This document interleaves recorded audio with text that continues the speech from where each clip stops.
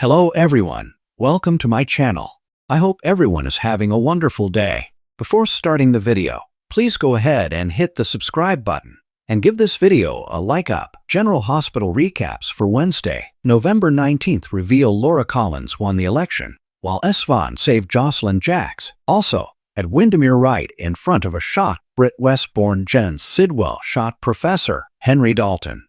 Jordan Ashford visited Laura, who was still anxious about possibly losing the election after her confrontation with Dalton, especially since Ezra Boyle was in the lead.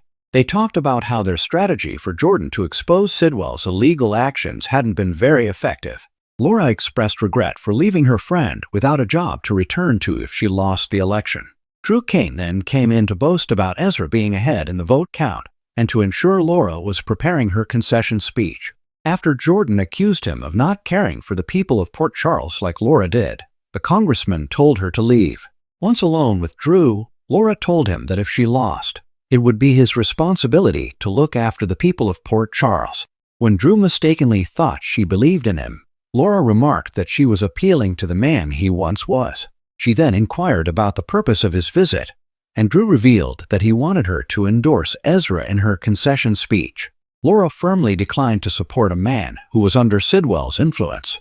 At that moment, the congressman remembered Sidwell telling him that he needed a politician at his command, and that Drew was now working for him.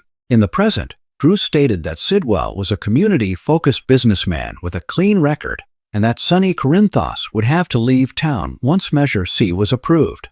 Laura didn't think Drew's concern for Sonny's peers was about the safety of the town, but rather out of resentment towards Sonny, Jason Morgan, Steve Burton, and Michael Corinthos, Rory Gibson. Drew argued that appointing her former son-in-law as police commissioner made Laura just as guilty as him in using her role for personal gain. Jordan then came back, announcing that the race was about to be decided to Drew's dismay. Laura emerged as the winner. Jordan and Laura celebrated with a hug, and as Jordan exclaimed, "4 more years," Drew looked stunned. At the PCPD, Charlotte Cosadini, Bluesy Burke, and Danny Morgan Asher Antonisen agreed to assist Alexis Davis Nancy Lee Grant in turning the situation around on Dalton. The lawyer sought Nathan West's Ryan Peavy thoughts on the confession he had recorded, and the detective believed the teens would serve as strong witnesses. Next, Alexis informed Jason about her discussion with Nathan and inquired if he was still comfortable with Danny surrendering himself. Meanwhile, in the interrogation room, Charlotte suggested to Danny that they should review their story since they couldn't use what they had previously told Nathan. Pointing out that Dalton had already caught them off guard twice, Charlotte emphasized the need to ensure the professor faced consequences for targeting Rocco Falconeri Fincar. When she proposed that they claim Dalton had attacked Rocco, Danny hesitated, thinking it was wrong to lie under oath, but he changed his mind as long as they could be convincing. Then, Charlotte began a fake confession, expressing how scared she was when Professor Dalton harmed her younger brother, although actually, they're the same age. Danny, amused by her act, laughed and said, "Your parents have no idea how much trouble you are, do they?" With a mischievous grin, Charlotte responded that the details were on a need-to-know basis.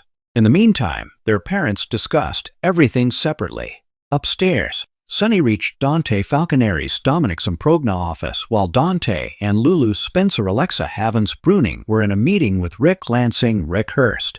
The attorney updated his brother on the plan to turn the case against Dalton. However, Dante and Lulu were hesitant to proceed without a sure outcome, fearing that Danny and Charlotte could also face felony charges. Sonny encouraged his son to listen to Rick, as they needed Danny and Charlotte's testimony to counter Dalton's allegations. When Alexis arrived with news that Jason supported Danny's confession, Dante let Lulu take the lead. Before deciding, Lulu wanted to talk to Charlotte. While encountering Nathan in the bullpen, Lulu shared her fear of losing both her children if things went wrong. After that, she ensured that Charlotte was certain about turning herself in. Sonny, Alexis, Rick, and Dante were waiting for news from Lulu while talking about how crucial it was for the forensics team to uncover proof that Dalton had vandalized his own office. Dante hurried out to see how the forensics team was doing, but Alexis trailed behind him into the hallway, warning him to stay away since the investigation was related to his family. Back in the office, Rick expressed his gratitude to his brother for his support, and Sunny responded that it wouldn't matter until he followed through. As Nathan, Jason, Charlotte, and Danny stood behind her, Lulu called Alexis to say Charlotte would confess with Danny. Jason praised both teens for being honest. Before they left, Nathan asked how they got the lab key fob after a glance with Charlotte. Danny admitted they took it from Britt's purse. Nathan closed his eyes at the news of his sister's link to Dalton's research, while Lulu and Jason looked surprised. Thanks for watching this video. Please subscribe to our YouTube channel and stay with us.